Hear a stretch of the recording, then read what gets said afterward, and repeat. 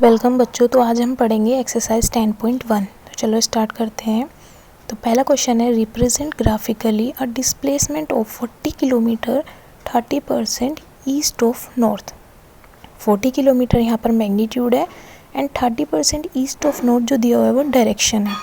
तो स्टार्ट करते हैं। तो अभी ये ग्राफिकली बोला है तो हम लोग पहले ग्राफ बना लेंगे। ग्राफ बनाने के लिए हम दो एक्सिस लेंगे, x axis and next is why axis. तो ये हमारी एक्सिस बन गई है। अभी डायरेक्शन लिख लेते हैं ईस्ट, और ये हो जाएगी हमारी वेस्ट, ये नॉर्थ और ये साउथ। तो अभी हमें बोला है कि 30 डिग्री ईस्ट ऑफ नॉर्थ, तो हम लोग 30 डिग्री ले लेंगे। ये हो गया हमारा ईस्ट ऑफ नॉर्थ जो कि हो गया 30 डिग्री। ओके, अब हमें बोला है आगे कि 40 किलोमीटर हमें यहाँ पे मैग्नीट्यूड दिया हुआ है। तो यहाँ पर हम क्या करते हैं कि इसको 4 पार्ट्स में डिवाइड कर लेंगे, 10, 20, 30, 40।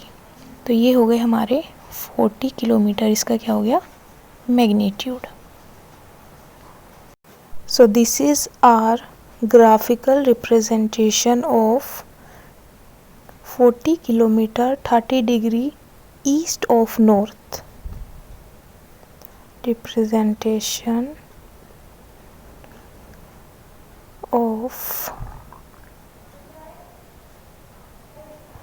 तो इसी तरह से आप लोग बाकी भी ग्राफिकल रिप्रेजेंटेशन दिखा सकते हैं। उसमें चाहे ईस्ट ऑफ नॉर्थ हो, चाहे नॉर्थ ऑफ ईस्ट हो। वो ईस्ट ऑफ नॉर्थ बोला है मतलब नॉर्थ से ईस्ट की तरफ, इसलिए हमने नॉर्थ की साइड से 30 डिग्री लिया है। Nothing is confusing. Okay, now we will discuss about question number 2. Basics हमने पहले डिस्कस कर लिए थे, तो अब हम डायरेक्ट इनके सॉल्यूशन देखते हैं। ओके, तो देखते हैं क्वेश्चन नंबर 2 में हमें क्या बोला हुआ है। Classify the following measures as scalars and vectors. इसमें हमें बताना है कि कौन सा स्केलर है और कौन सा वेक्टर है।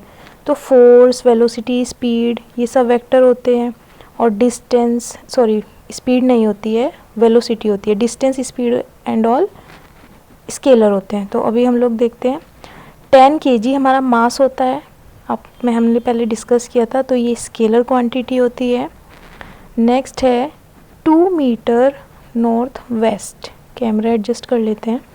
2 मीटर नॉर्थ वेस्ट स्केलर हो गई ऊपर वाली। अब 2 मीटर नॉर्थ वेस्ट मतलब मीटर हो गई उसका मैग्नीट्यूड और नॉर्थ वेस्ट हो गई उसकी डायरेक्शन। तो मैग्नीट्यूड एंड डायरेक्शन दोनों है। मैग्नीट्यूड प्लस डायरेक्शन क्या हो जाता है, वेक्टर। तो अभी ये क्या हो गया हमारा vector, it is vector. Next is 40 degree, इसमें सिर्फ हमें मैग्नीट्यूड दिया है, कोई भी डायरेक्शन नहीं दी, तो ये हो जाएगी हमारी कैसी क्वांटिटी हो जाएगी, स्केलर। Next is 40 what. तो वॉट जो होती है वो किसकी यूनिट होती है, आप लोगों को पता होगा, पावर की। Power is work done upon में टाइम। वर्क भी स्केलर, टाइम भी स्केलर, तो ये क्या हो जाएगा scalar quantity. Next is 10 to the power -19 coulomb. Coulomb हमारी जो यूनिट होती है वो चार्ज ही होती है, तो चार्ज स्केलर, तो ये भी scalar. Next is 20 metre per second square, that is acceleration की यूनिट होती है, तो ये हो जाएगी हमारी vector quantity. Okay, next question, classify the following as scalar and vector quantities. Same है, इसमें बताना है कि कौन सी क्वांटिटी वेक्टर कौन सी स्केलर है। तो चलो इसको भी सॉल्व करते हैं। इसमें दिया हुआ है टाइम। टाइम हमारी स्केलर क्वांटिटी होती है एज यू ऑल नो, और डिस्टेंस भी स्केलर क्वांटिटी होती है। फोर्स के बारे में मैंने भी आपको पहले बताया हुआ है। फोर्स हमारी एक वेक्टर क्वांटिटी होती है। कैसे, मास इंटू एक्सीलरेशन हमारा फोर्स का फॉर्मूला होता है, जिसमें एक्सीलरेशन हमने अभी पढ़ा था कि वो वेक्टर क्वांटिटी होती है। तो फोर्स भी कैसी हो गई, एक वेक्टर क्वांटिटी हो गई। नेक्स्ट है वेलोसिटी। अब स्पीड स्केलर होती है, लेकिन वेलोसिटी में डायरेक्शन इंक्लूड हो जाती है मैग्नीट्यूड के साथ, so that is vector quantity. अब वर्क डन हमारा स्केलर होता है, ये हम लोग पहले डिस्कस कर चुके हैं। ओके, नेक्स्ट है हमारा क्वेश्चन नंबर 4। क्वेश्चन नंबर 4 में डायग्राम दिया हुआ है। क्वेश्चन नंबर 4 में अब आप लोग देख सकते हैं कि इसके 4 इन्होंने साइड दी हुई है स्क्वायर की, वेक्टर्स दिए हुए हैं, उसमें बनाए हुए हैं इनिशियल पॉइंट और टर्मिनल पॉइंट के साथ। ये इनिशियल पॉइंट है, ये टर्मिनल पॉइंट है। अब इन दोनों का सेम इनिशियल पॉइंट है और 2 टर्मिनल पॉइंट बनाए हुए हैं, है ना। तो अभी देखते हैं क्या क्या हमसे पूछा हुआ है। तो इसके 4 इन्होंने साइड दी हुई है, vector A B C D. को इनिशियल इन्होंने पूछा हुआ है। को इनिशियल जो वेक्टर्स है वो कौन से हैं, मतलब जिनका सेम इनिशियल पॉइंट है, तो वो वेक्टर ए और वेक्टर डी हो गए। तो इसमें हम लिख देंगे vector A and vector D. Okay, next है हमारा इक्वल वेक्टर्स। अब इक्वल वेक्टर्स कौन से होते हैं, जिनकी साइड इक्वल हो और जिनका मैग्नीट्यूड और डायरेक्शन दोनों इक्वल हो। अब देखो ये स्क्वायर है तो इनका मैग्नीट्यूड तो सेम होगा सबका ही। अब डायरेक्शन किस किस की इक्वल है, डी एंड बी की, इनके इनिशियल और टर्मिनल पॉइंट दोनों के सेम है। तो ये vector B and vector D ये हो जाएंगे हमारे इक्वल वेक्टर्स। तो ये हो गया vector D and vector B. Next है collinear but not equal. Collinear होने चाहिए लेकिन इक्वल नहीं होनी चाहिए। अब आप लोगों को बताया था कि कोलिनियर कौन से होते हैं, जो पैरेलल वेक्टर्स होते हैं। अब पैरेलल भी दो तरह के होते हैं, जिनमें सेम डायरेक्शन हो और जिनमें अपोजिट डायरेक्शन हो। अब इसने बोला कोलिनियर बट नॉट इक्वल। अब ये सेम डायरेक्शन है तो ये तो इक्वल हो जाएंगे, तो ये तो नहीं होंगे, तो नेक्स्ट वाले लेंगे जिनकी डायरेक्शन डिफरेंट होगी। अब ऐसे कौन कौन से हैं यहाँ पर, वेक्टर ए और वेक्टर सी, क्योंकि आप लोग देख रहे हैं इनका इनिशियल पॉइंट और टर्मिनल पॉइंट दोनों का सेम नहीं है, दोनों डिफरेंट है। तो इसका आ जाएगा vector A and vector C. तो हम इसको लिख लेते हैं vector A and vector C, इसका आंसर हो जाएगा। ओके, अब नेक्स्ट हमारा क्वेश्चन है क्वेश्चन नंबर 5, ट्रू फॉल्स बताने हैं। Vector A and minus vector A R collinear. अब इसको हम डायग्रामेटिकली देखते हैं।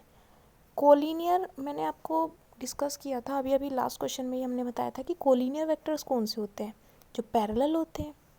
कोलिनियर वेक्टर जो पैरेलल होते हैं, तो चलो इनको बनाते हैं। अब ये हमने बना लिया वेक्टर ए, अब हम बनाते हैं वेक्टर बी, जिसका नाम भी हमने माइनस वेक्टर ए दिया हुआ है। लेकिन माइनस है तो इसकी डायरेक्शन अलग हो जाएगी, पैरेलल है लेकिन डायरेक्शन अलग है, तो ये हमारा ट्रू हो जाएगा क्योंकि कोलिनियर तो है ही वो।